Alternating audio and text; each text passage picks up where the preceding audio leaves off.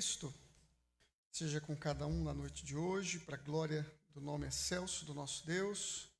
Nós vamos expor a palavra do Senhor no texto do segundo livro dos Reis, no capítulo 5, leremos do versículo 1 ao versículo 19. Segundo livro dos Reis, capítulo 5, do versículo 1 ao versículo 19.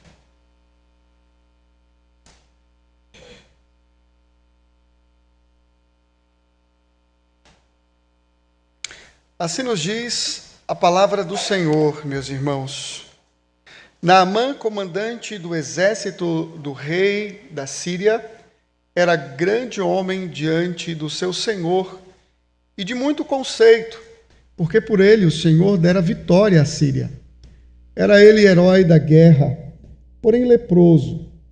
Saíram tropas da Síria e da terra de Israel, levaram cativa uma menina que ficou ao serviço da mulher de Naamã.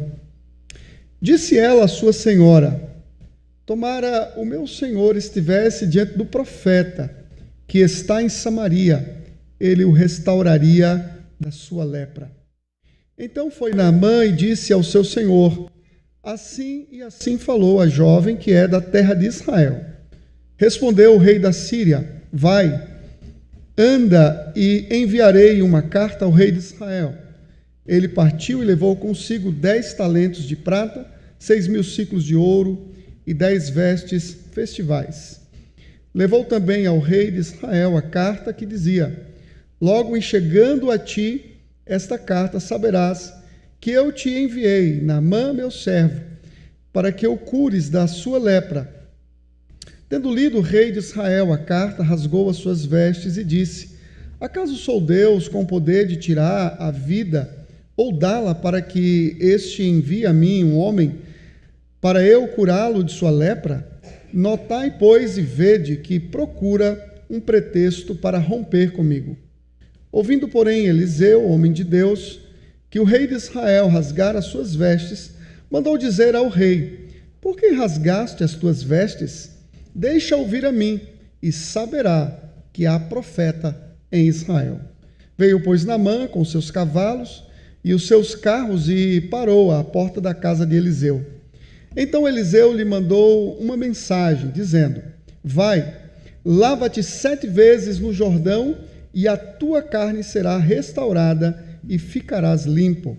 Naamã, porém, muito se indignou e se foi dizendo: pensava eu que ele sairia a ter comigo, pôr-se-ia de pé, invocaria o nome do Senhor, seu Deus, moveria a mão sobre o lugar da lepra e restauraria o leproso. Não são, porventura, Abana e Farfá, rios de Damasco, melhores do que todas as águas de Israel? Não poderia eu levantar-me, lavar-me neles e ficar limpo? Voltou-se e se foi com indignação. Então se chegaram a ele os seus oficiais e lhe disseram: meu pai, se este houvesse dito o profeta alguma coisa difícil, acaso não farias? Quanto mais, já que apenas te disse: lava-te e ficarás limpo. Então desceu e mergulhou no Jordão 7 vezes, consoante a palavra do homem de Deus. E a sua carne se tornou como a carne de uma criança, e ficou limpo. Voltou ao homem de Deus, ele e toda a sua comitiva.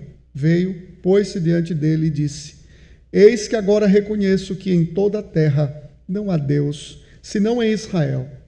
Agora, pois, te peço, aceites um presente do teu servo.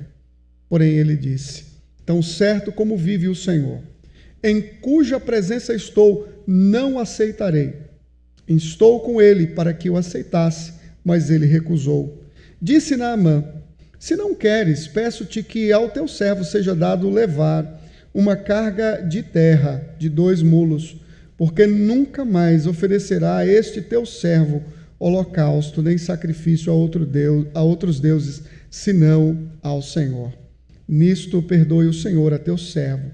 Quando o meu senhor entra na casa de Rimom para lhe adorar, e ele se encosta na minha mão, e eu também me tenha de encurvar na casa de Rimom, quando assim me prostrar na casa de Rimom, nisto perdoe o Senhor a teu servo. Eliseu lhe disse: vai-te em paz. Meus irmãos, que o Senhor nos abençoe e que o Senhor nos ajude na noite de hoje a recebermos do Senhor a sua palavra. Vamos orar neste momento.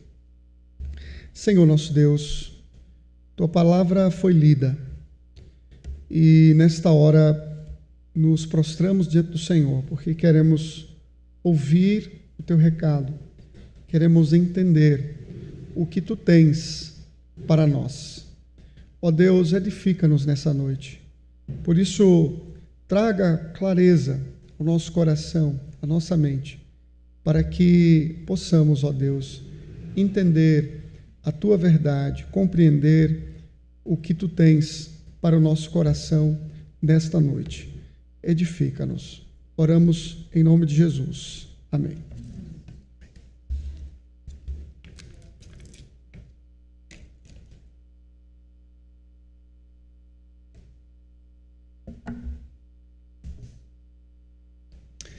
Meus irmãos, esta é uma passagem bem conhecida para todos nós, e aqui nós temos mais um relato dos milagres realizados por Eliseu. Eliseu é o profeta que substitui Elias, e ele tem o poder dobrado de Elias. Vocês se lembram que quando Elias é elevado às alturas, o manto de Elias é lançado sobre os ombros de Eliseu, e ele recebe então o poder que operava na vida do profeta Elias. E então, a partir do capítulo 2, nós temos vários registros de milagres realizados pelo profeta Eliseu. E aqui nós estamos de mais um milagre realizado pelo profeta, e aqui nós temos um contraste que revela ao mesmo tempo a impotência do rei de Israel em fazer alguma coisa pelo Ciro, e ao mesmo tempo nós temos a manifestação gloriosa do poder de Deus. Deus não está apenas preocupado em curar o Ciro, em ser bênção na cura de um homem, como também Deus está aqui atuando para a salvação de uma alma, para a libertação de um homem idólatra, de todo o seu sistema e de toda a sua prisão diante dos seus deuses e diante da sua aflição. Então nós estamos diante de uma passagem muito bela, onde um homem aflito, onde um homem angustiado por uma doença, recorre ao verdadeiro Deus por meio do seu profeta, e então ver as suas aflições saradas, curadas. Entretanto, a obra de Deus não apenas opera externamente na vida do homem enfermo, como também opera internamente no seu coração. Aqui nós lidamos com uma passagem onde um homem em aflição encontra em Deus a cura para a sua dor e para os seus gemidos. Por isso, na noite de hoje, eu gostaria de pregar sobre o seguinte tema: encontrando respostas para as aflições no poder gracioso de Deus. Encontrando respostas para as aflições no poder gracioso de Deus. Em primeiro lugar, meus irmãos, encontre resposta para as suas aflições na verdadeira esperança concedida por Deus. Encontre resposta para as suas aflições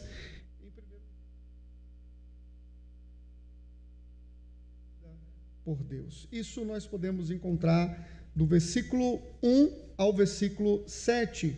Veja que o texto descreve Naamã como um comandante, um oficial do exército do rei da Síria. Naamã era um homem grande, grande homem, não apenas aqui no sentido de estatura, mas no sentido de poder, de honra, de glória. Seus feitos eram grandiosos, era um herói de guerra e era um homem muito estimado pelo rei da Síria.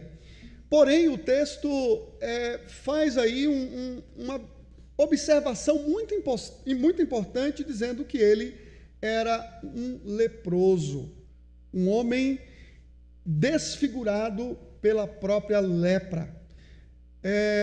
Irmãos, veja que uma pessoa pode ser muito benquista, muito estimada, muito famosa, muito poderosa, pode ter honra, pode ter glórias, pode ter dinheiro, pode ter muitos valores perante os olhos humanos, mas pode ser uma pessoa completamente afligida pela dor, pelas lutas da vida, seja por um problema físico, por um problema emocional, por um problema espiritual. Nós poderíamos pensar aqui em vários nomes, né? Você deve se lembrar daquele ator famoso, Robin Williams, que era um comediante belíssimo, vários filmes, mas um homem totalmente afligido pela depressão e, por fim, tem um final trágico na sua vida. Nós podemos encontrar o próprio Elvis Presley, que era um grande cantor, mas que também era afligido pelas angústias do seu coração, e assim a gente poderia pensar aqui em vários outros nomes, em várias outras pessoas, como Whitney Houston, tantos outros cantores famosos que alcançaram muita fama, muito dinheiro, porém um coração afligido pela dor, e essas pessoas morreram nos seus sofrimentos e nas suas aflições. Aqui nós temos também um homem assim, um homem poderoso, um homem famoso, muito estimado, mas um leproso, um homem maculado pela lepra, né? Nós sabemos que a lepra era um problema seríssimo naqueles dias. As pessoas em Israel, especificamente, elas eram separadas da comunidade, elas não poderiam viver ali em comunidade. No caso aqui da Síria, é até interessante porque ele é um herói de guerra e ainda consegue ter convívio ali com o rei. Então, possivelmente, na Síria havia uma outra maneira de lidar com a lepra. O que é possível ver aqui na nossa passagem é que este mal afligia, possivelmente esteticamente, esse herói de guerra, este homem. Mas olha a narrativa, como se desenvolve.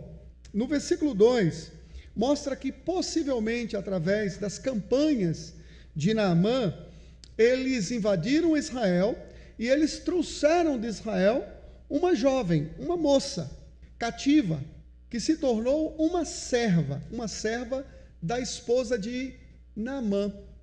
E numa oportunidade, ela olha então para aquele homem e ela vê naquele homem uma grande aflição e vê uma solução, uma esperança para ele. A esperança estava exatamente no profeta de Deus que estava em Samaria. Isso podemos ver no versículo 3, quando a passagem diz: disse ela à sua senhora, tomara o meu senhor estivesse diante do profeta que está em Samaria, ele o restauraria da sua lepra, né? Então é interessante olharmos aqui como a figura de uma jovem desconhecida, no anonimato, distante da sua terra, longe da sua pátria, da sua família, ainda jovem, ainda moça, pequena, ela consegue testificar de Deus, ela consegue apontar a esperança ao coração de um homem aflito. Que coisa incrível, né, irmãos? Nós olhamos para esta passagem, vemos a aflição de Eliseu, a aflição de Naamã, vemos a operosidade do profeta Eliseu, mas muitas vezes essa jovem ela passa despercebida, mas ela não é uma jovem sem ação, sem importância na passagem, assim como os servos de Naamã também não são sem importância. Ela é uma serva, os servos também, eles terão significado importantíssimo na nossa passagem, porque eles apontam a direção certa para o coração desse homem aflito. Que coisa incrível é podermos ver como Deus soberanamente controla as circunstâncias. O texto diz que o comandante da Síria conseguiu grandes vitórias por intermédio do Senhor. Veja que no versículo 1, no finalzinho diz, porque por ele o Senhor dera a vitória à Síria.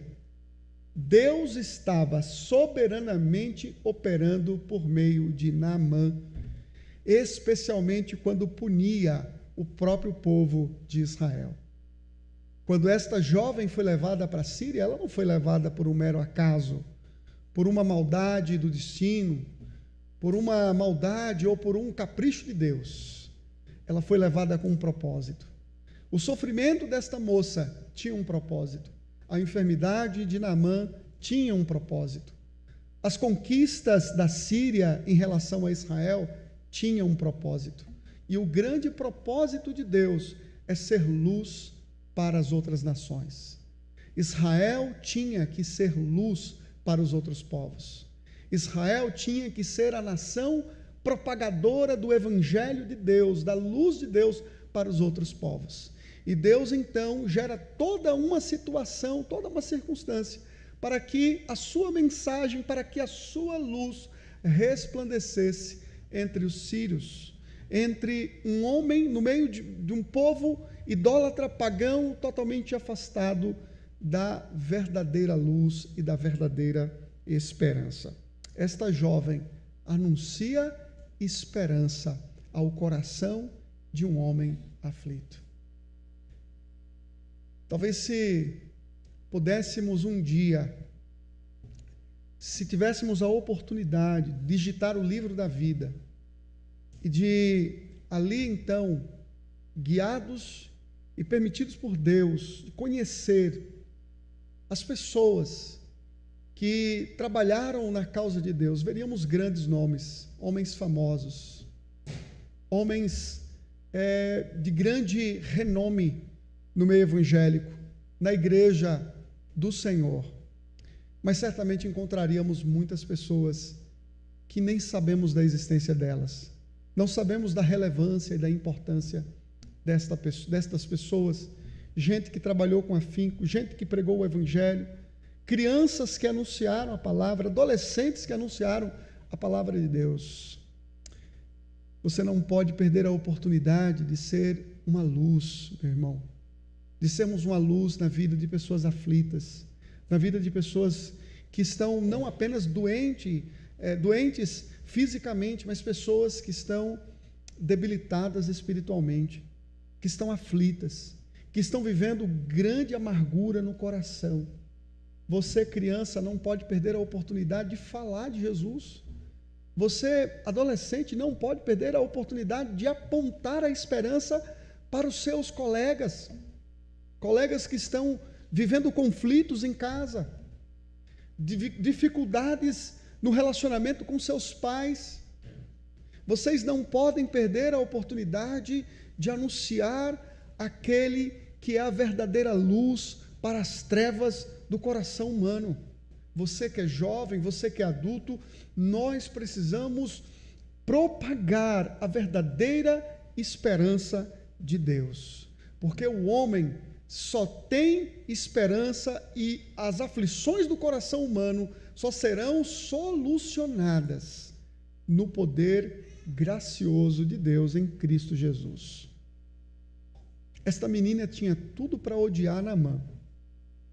Esta menina tinha tudo para ser amargurada, mas a sua fé foi persistente e fez a diferença num lugar onde a idolatria imperava e onde a aflição reinava. Ela pôde amar aquele homem e apontar o verdadeiro caminho para a solução da aflição daquele coração. Que coisa incrível! É como Deus se vale das coisas pequenas deste mundo para envergonhar as fortes, para envergonhar as grandes. Deus usa as coisas loucas do mundo, as coisas pequenas, aquilo que a gente menos espera, Deus tira dali. Um belo exemplo de poder, de graça, da sua manifestação graciosa e da esperança que ele pode gerar no coração do homem. Olha que coisa interessante.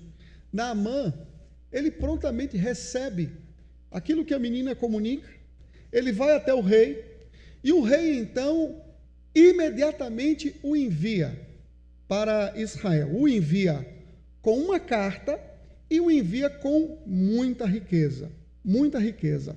Isso era comum naqueles dias, era muito natural para uma relação entre estados, entre reinos, né? Quando se buscava cura em outra nação, em outro país, geralmente ofertas eram levadas para serem oferecidas às pessoas, às pessoas importantes daquela nação. Porém, aqui nós temos uma oferta extremamente generosa, especificamente, né? Veja, Naamã está levando aqui uns 350 quilos de prata, e uns 70 quilos de ouro, e 10 mudas de roupas finas. Não são roupas qualquer roupa lá, muda, né? Aquela que não serve mais, que está no guarda-roupa, não. São roupas importantíssimas, são roupas glamurosas. Então, é uma grande oferta que está sendo oferecida aqui, até excessiva, podemos dizer. Mas quem iria acreditar, na verdade, que a graça de Deus para Naamã não lhe custaria absolutamente nada? Porque é isso que a graça de Deus custa para nós. Nós não podemos pagar por ela. Nós não podemos devolver a Deus a sua bondade, né? Pagar pela sua bondade, pagar pela sua graça para conosco. A graça de Deus é um favor imerecido, meus irmãos. É por isso que ela deve ser cara para nós. Cara no sentido de valorizarmos, de nos apegarmos e de amarmos a esta graça preciosa de Deus para nós. A carta que é enviada porque talvez o rei da Síria imaginasse que o profeta fizesse parte da corte. É por isso então que lá no versículo 6, quando ele envia a carta, ele diz: logo em chegando a ti esta carta, saberás que eu te enviei Naamã, meu servo, para que o cures da sua lepra. O rei faz um barulho total. Imagina que o rei da Síria está querendo romper as relações e está encontrando aqui pretexto para uma guerra, para romper uma aliança de paz, uma relação pacífica aqui. Mas, na verdade, isso aqui só revela a incapacidade do rei de fazer alguma coisa, de ser luz para uma outra nação, enquanto o poder de Deus seria manifestado na pessoa do profeta Eliseu. Meus irmãos, encontrando respostas para as aflições no poder gracioso de Deus. Em segundo lugar, irmãos, nós encontramos respostas para as nossas aflições na confrontação do orgulho, do nosso orgulho diante de Deus. Nós encontramos respostas para as aflições na confrontação do orgulho diante de Deus. Veja que nós podemos ver isso do versículo 8 ao versículo 12. Quando o rei então recebe a carta, o rei rasga suas vestes e diz: será que ele está pensando que eu sou Deus para curar este homem? Ele está procurando aqui um pretexto para a guerra. Esta notícia chega então ao ouvido do profeta Eliseu, e após uma repreensão de Eliseu, ele então manda que Naamã venha ao seu encontro. Veja aí no versículo 8. Qual seria o propósito? Eliseu não está aqui, meus irmãos, chamando a atenção para ele mesmo, mas ele está chamando a atenção para aquele que pode curar. A ênfase aqui não está no profeta. Lembrem-se que o profeta era um representante de Deus. Ele era voz de Deus. O Espírito de Deus estava sobre ele. Então ele falava sempre em nome do Senhor. seus feitos, suas realizações eram feitas em nome de Yahvé, do Deus Todo-Poderoso, o Deus da aliança, o Criador de todas as coisas. Portanto, quando ele diz no versículo 8, deixa ouvir a mim e saberá que há profeta em Israel, ele está apontando para o Deus de Israel. Isso será muito bem claro, ficará claro, quando o próprio Naamã reconhecer que não existe outro Deus além de Yahvé, além do Senhor de Israel. Certo? Então, isso fica claro. É Deus quem está operando e é no Senhor que esse homem está encontrando a solução para o seu problema e para a sua dor. O interessante neste episódio aqui, nesta segunda cena, é que quando Naamã chega à casa de Eliseu, ele nem sequer vê Eliseu. Não existe um encontro, não existe uma audiência, não existe uma recepção calorosa. Na verdade, o que nós temos aqui é o próprio profeta mandando um mensageiro avisar a Naamã o que ele deveria fazer. Veja no versículo 9: veio, pois, Naamã com os seus cavalos e seus carros e parou à porta da casa de Eliseu.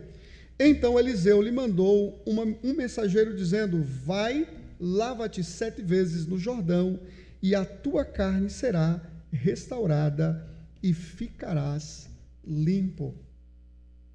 Esta é a ordem do profeta. Vai e se banha 7 vezes no Jordão. Que recepção! Certamente não é uma coisa agradável recebermos mal as pessoas na nossa casa, né? Quando eu faço uma visita a você, eu espero ser muito bem recebido, e vice-versa. Quando você vai à minha casa, você espera ser muito bem recebido, com um calor humano, com gentileza, com alegria, com uma boa hospitalidade. Todos nós gostamos da hospitalidade. Eu costumo sempre agradecer as pessoas após a visita, dizer: Senhor, muito obrigado pela sua hospitalidade. Foi um tempo muito precioso na sua casa. Isso é muito bom. É agradável sermos bem acolhidos na casa dos outros. Mas aqui nós não temos uma boa recepção. Nós temos apenas o profeta dizendo: manda ele vir a mim. Quando Naamã chega, ele simplesmente, de dentro da sua casa, manda um mensageiro. Ele não sai, ele não dá as boas-vindas, ele não pega na mão de Naamã, ele não cumprimenta a comitiva, simplesmente ele dá uma ordem. E isso não pega bem. Isso não é bem acolhido pelo próprio Naamã, que sai da casa de Eliseu indignado. Ele sai indignado. Mas por que Naamã sai indignado? Será que Naamã esperava apenas uma boa hospitalidade? Ou será que ele sai da Síria, de Damasco, com uma perspectiva e uma noção equivocada de Deus? Ele não queria ouvir uma coisa muito simples. Ele queria ouvir uma coisa difícil. Ele não espera ouvir uma palavra qualquer de tomar um banho 7 vezes, mas ele esperava ver uma manifestação gloriosa de Deus. Ele esperava ver grandes feitos da parte do Senhor. Isso você pode ver aí no versículo 11. Naamã, porém, muito se indignou e se foi dizendo: pensava eu que ele sairia a ter comigo, pôr-se-ia de pé, invocaria o nome do Senhor seu Deus e moveria a mão sobre o lugar da lepra e restauraria o leproso. Ele esperava um espetáculo mágico da parte do Senhor. E ele não só esperava um espetáculo, como ele também foi habilitado para pagar pelo espetáculo, né? Naamã queria ver uma máquina vendedora de graça, né? Onde ele poderia colocar o seu dinheiro e levar a sua bênção. Era o que ele esperava. Ele esperava pagar pelo que ele iria receber, né? Mas não é isso que ele encontra. O Deus de Israel não pode ser comprado. Sua bênção não pode ser comprada. Deus não precisa do nosso dinheiro, Deus não precisa da nossa barganha, Deus não precisa dos nossos recursos. Ele é Deus acima de todas as coisas.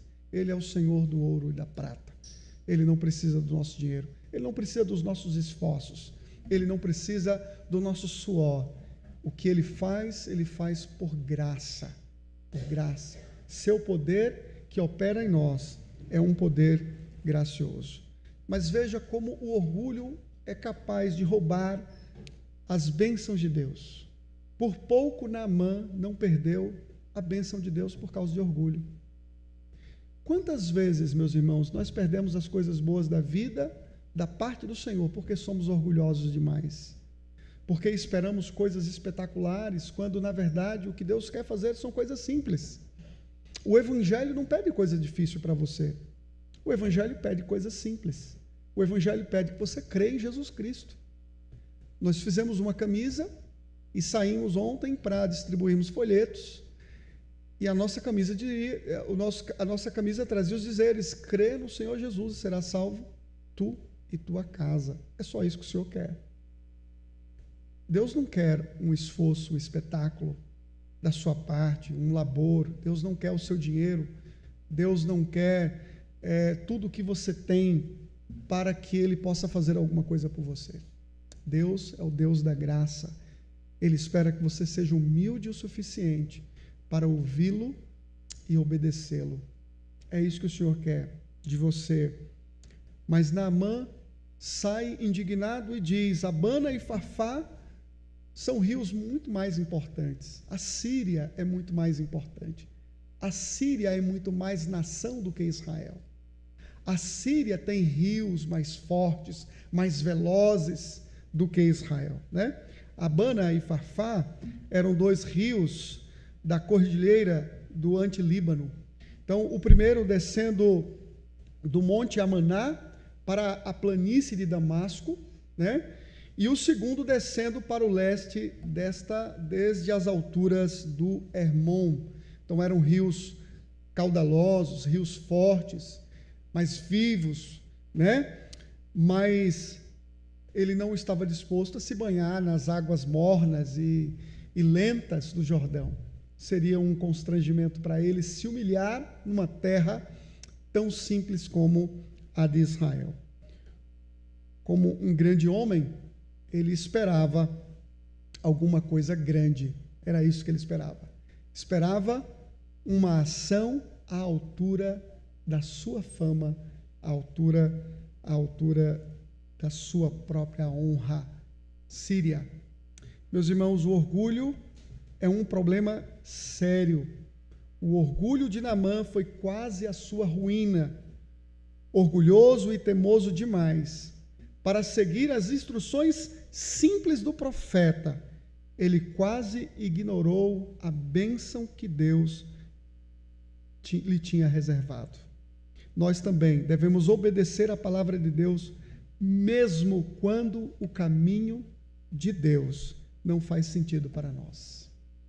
Nós devemos ouvir a orientação de Deus, a direção de Deus, mesmo quando isso não faz nenhum sentido para nós. Porque esperamos coisas grandes, porque esperamos coisas diferentes. O orgulho é algo sério e ele pode nos impedir de recebermos as melhores dádivas. Ele pode ser uma barreira bem alta para as melhores experiências da nossa vida com Deus. Às vezes a doença não é só externa, muitas vezes a doença é interna e vem do coração, vem da alma. E é por isso que muitas pessoas não desfrutam, não usufruem de uma vida abundante e poderosa na presença do Senhor. Porque o orgulho é grande demais para se render e para se prostrar diante da direção do Senhor para nós. Encontre resposta para as suas aflições. Em terceiro lugar, na submissão humilde à palavra de Deus. Encontre respostas para as suas aflições. Em terceiro lugar, na sua submissão humilde à palavra de Deus. Veja, do versículo 13 até o versículo 14, Deus usou uma jovem, lá no versículo 3, e agora Deus usa os servos de Naamã para completarem a obra que Deus havia iniciado com aquela moça, lá no início do capítulo. Então, os próprios servos intervêm com a sua própria lógica na simplicidade. É como se eles falassem o seguinte: olha, Naamã, meu senhor, se o profeta não tivesse dito para você, volta para a Síria e duplica o valor que você tem e retorna, que eu vou curar você, será que você não faria isso? Você não faria muito mais se o profeta pedisse: quero pelo menos 70 ou 700 quilos de prata, 140 quilos de ouro, 20 roupas importantíssimas, valiosas. Será que Naamã não faria isso? Com certeza. Ele só está pedindo para você: vai no rio Jordão e se banha 7 vezes. Por que isso?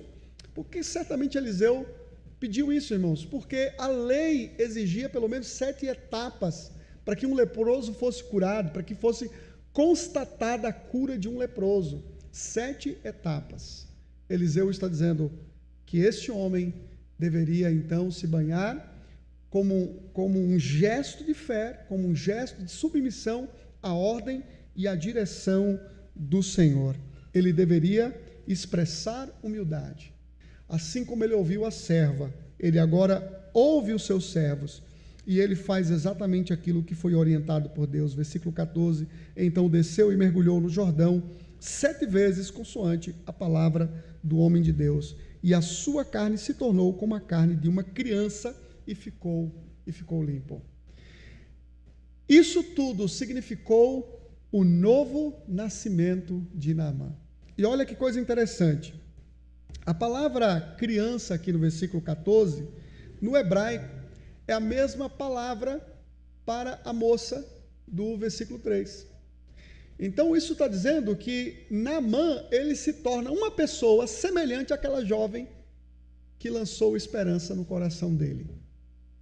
Ele se tornou exatamente como aquela moça, como um jovem pequeno, inexperiente, uma criança diante de Deus, uma pessoa renovada, transformada pelo poder de Deus.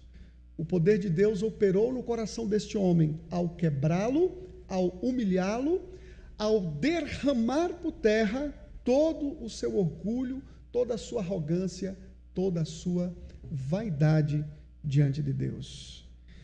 Deus operou na vida de Naamã uma cura, mas antes disso, Deus curou o coração dele. Deus restaurou a sua alma.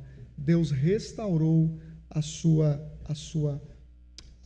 vida e quebrou o seu orgulho. Deus não vai operar em você, Deus não vai operar em mim, Deus não vai operar em nós, enquanto nos mantermos vaidosos e orgulhosos diante do Senhor.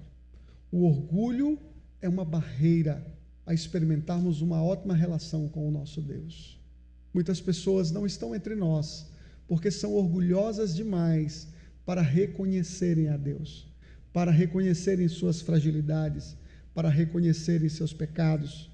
Muitas pessoas querem um anjo do céu, alguma coisa extraordinária que desça do céu e diga para elas o que elas devem fazer, quando na verdade a Bíblia quer que elas creiam em Jesus, que elas leiam a palavra de Deus, que elas orem ao Deus dos céus em Cristo Jesus, que elas se anulem, que elas tomem a sua cruz e que elas sigam a Cristo, que elas façam jejum, que elas se aconselhem. A palavra do Senhor não está exigindo grandes coisas de você, está exigindo coisas simples, para que você seja um homem, uma mulher a serviço da glória do Senhor. Muitas pessoas estão nas trevas e permanecem nas trevas por causa do orgulho. Eu conheço algumas pessoas que, quando nós vamos falar do Evangelho, elas mudam totalmente o assunto. Elas estão dispostas a conversar sobre futebol, sobre dinheiro, sobre trabalho, sobre muitas coisas, mas quando você vai falar da vida delas em relação a Cristo, elas anulam a conversa, elas mudam de assunto, elas cortam você, né? Porque elas são orgulhosas demais para ouvirem acerca da palavra. Mas você não pode se dobrar, você deve continuar falando. Você tem que ser uma ponte para que aquela pessoa possa, de fato, ouvir o evangelho da glória, o evangelho da esperança de Cristo. Encontrando respostas para as aflições no poder gracioso de Deus. Em quarto e último lugar, irmãos, encontre respostas para as suas aflições na conversão genuína a Deus, na conversão genuína a Deus. Veja que no versículo 15 até o versículo 19, do versículo 15 ao 19, nós temos aqui algo interessante, porque o Ciro orgulhoso, o comandante, o oficial militar, honrado, pomposo, cheio de pompa, cheio de dinheiro, que chega na presença de um profeta simples, que não tem recursos para oferecer, mas tem o poder da graça de Deus. Isso aqui marca o contraste entre um e outro. Enquanto um é pomposo, o outro é humilde demais, mas poderoso demais em Deus. Em Deus, o que ele oferece vale muito mais do que Naamã tinha para oferecer. Porque o que Naamã tinha para oferecer não seria suficientemente capaz de comprar a dádiva de Deus, a graça de Deus. A graça concedida por Deus não pode ser recompensada com benefícios materiais. A salvação, tanto para Naamã como para nós, é por meio da graça de Deus. Tempos depois disso, o apóstolo Paulo diria: porque pela graça sois salvos mediante a fé. Isto não vem de vós, é dom de Deus, não de obras, para que ninguém se glorie. A salvação é uma dádiva graciosa do Senhor. Não é pelo que fazemos, mas pelo que Deus faz no seu Filho Jesus Cristo. Veja que o orgulhoso agora se torna humilde, mas ainda assim ele tenta devolver os valores. Versículo 15: voltou ao homem de Deus, ele e toda a sua comitiva, veio, pôs-se diante dele e disse: eis que agora reconheço que em toda a terra não há Deus, senão em Israel. Agora, pois, te peço, aceites um presente ao teu servo. Porém, ele disse: tão certo como vive o Senhor, em cuja presença estou, não aceitarei. Instou ele para que o aceitasse, mas ele recusou. Sabe por que Deus puniu Geazi? Você vai encontrar isso do versículo 20 até o versículo 27. Sabe por quê? Porque Deus se desagradou da atitude de Geazi em desobedecer a ordem do próprio Deus. Ou seja, Geazi tentou desfazer o que Deus tinha feito. Geazi tentou, de alguma forma, vender a graça de Deus, quando, na verdade, o Senhor deixou muito bem claro para Naamã, por meio do seu profeta: o que ele fez foi fruto da sua graça, não um acordo, não fruto de uma recompensa. Geazi vendeu a graça de Deus, e por isso a lepra que era de Naamã foi transmitida para Geazi e toda a sua descendência. Veja que Geazi foi tão orgulhoso quanto Naamã. A lepra de Naamã estava na sua carne e no seu coração. Deus curou a sua carne e Deus curou o seu coração. A lepra de Naamã já estava no coração de Geazi, quando ele tenta usurpar e roubar sem que o profeta soubesse, né? Porém, isso não foi possível, porque o profeta sabia, o espírito dele estava com Geazi. nós não podemos desfazer aquilo que Deus faz. Se tentarmos fazer isso, estaremos corrompendo a palavra de Deus, corrompendo a vontade do Senhor. Deus não está disposto a negociar a sua graça, a sua bondade. Não está à venda. Mas veja, irmãos, no versículo 15: eis que agora reconheço que em toda a terra não há Deus, senão em Israel. Não era Abana e Farfá rios mais importantes do que o Jordão? Mas agora o homem que considerava a sua terra mais importante do que Israel, agora ele é quem está disposto a carregar a terra daquele lugar para erguer um altar e adorar somente a Deus. A conversão de Naamã não foi perfeita, não foi perfeita. Ele disse que ele precisava voltar e ele precisava entrar no templo, e ali o seu rei precisava adorar ao rei Rimon, ao rei da tempestade, da chuva, e ele não podia recusar aquela cerimônia. Aquilo não teria valor algum para o seu coração, mas cerimonialmente ele precisava participar.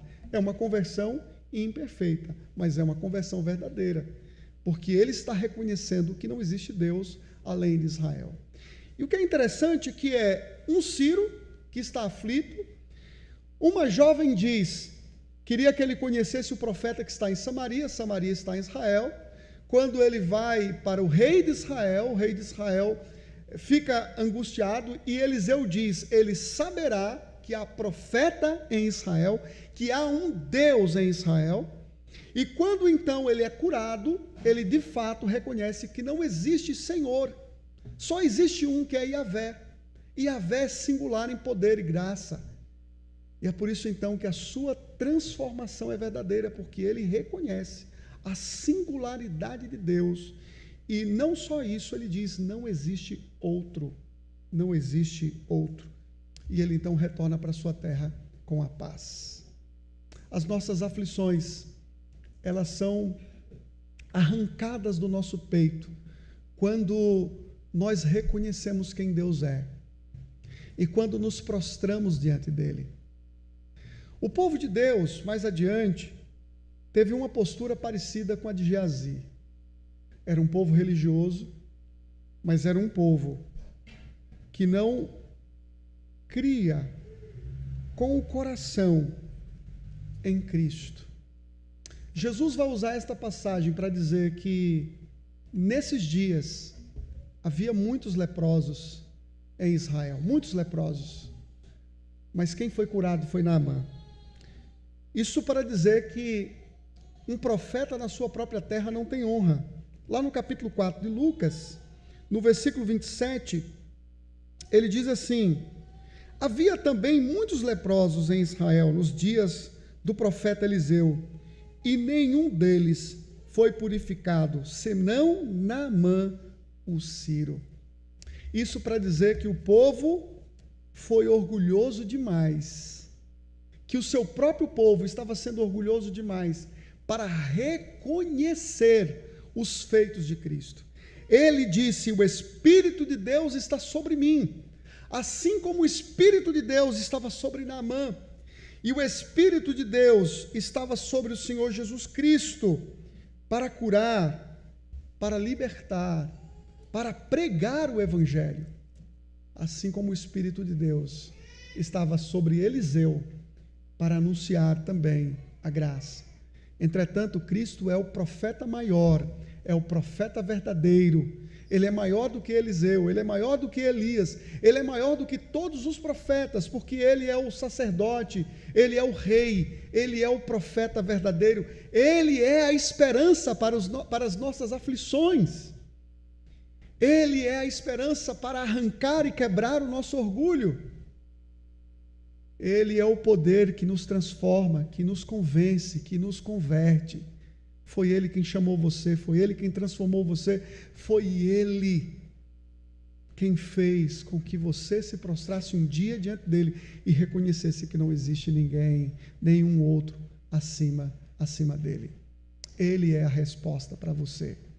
Se você está aflito, se você está angustiado, se você está triste, você não precisa estar doente. Sua aflição pode ser espiritual, sua aflição pode ser emocional. E a resposta para isso não está em nenhum outro lugar. Não está na Síria, não está no dinheiro, não está na fama, não está na glória, não está no que você pode dar, está em Cristo. Ele é a resposta de Deus para você, como ele foi a resposta para Naamã na sua aflição. Um homem que estava em trevas voltou em luz para casa. O homem que estava afligido em guerra, não física, mas espiritual, retorna para casa como um adorador do verdadeiro Deus, o Deus Yahvé. Meus irmãos, recorramos a Deus nos momentos difíceis. Para aqueles que ainda não aceitaram a Cristo e não se renderam aos pés dele, longe de Cristo, por causa do orgulho, essas pessoas só encontrarão ruína e dor, mas em Cristo, seus fardos serão tomados e eles serão aliviados. Vinde a mim, todos os que estáis cansados e sobrecarregados, e eu vos aliviarei. São as palavras graciosas e poderosas de Cristo, que transformam o coração aflito. Meus irmãos, nesta noite, nós aprendemos sobre o seguinte tema: encontrando respostas para as aflições no poder gracioso de Deus. É sobre isso que nós aprendemos nesta noite. Aprendemos, em primeiro lugar, que encontramos resposta para as aflições na verdadeira esperança concedida por Deus. Encontramos resposta para as nossas aflições na confrontação do nosso orgulho. Encontramos resposta para as nossas aflições na submissão humilde à palavra de Deus. Encontramos resposta para as nossas aflições na conversão genuína a Deus, ao verdadeiro Deus. Que o Senhor nos abençoe hoje e sempre. Amém.